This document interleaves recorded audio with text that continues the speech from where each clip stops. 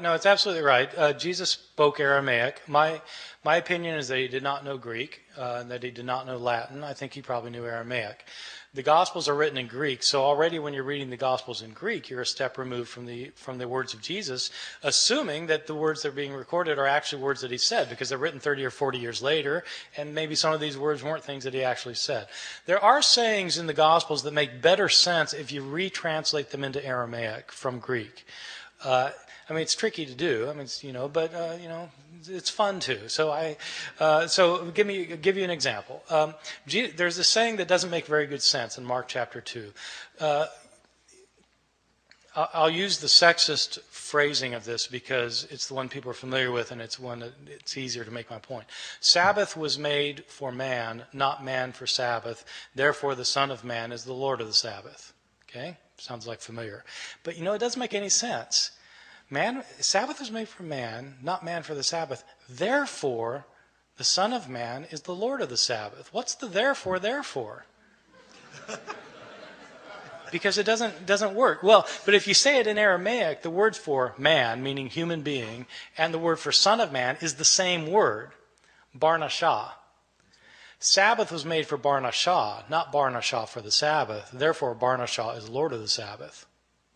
That makes sense. So you retrovert it into Aramaic, and it adds up. And there are other sayings, just as a side. So you need to do that, actually, if you're doing the historical Jesus study. The other side of that is there are some things that cannot be retroverted back into Aramaic, which means Jesus probably didn't say them. I'll give you a famous example. Every World Series behind home plate, you get somebody holding up a sign, John 3:3. You must be born again. This is a very interesting passage that people holding these signs don't realize the linguistic problems, which is this. When Jesus says this in the Gospel of John, he says, a person must be born anothen to see the kingdom of heaven. Anothen is a Greek word.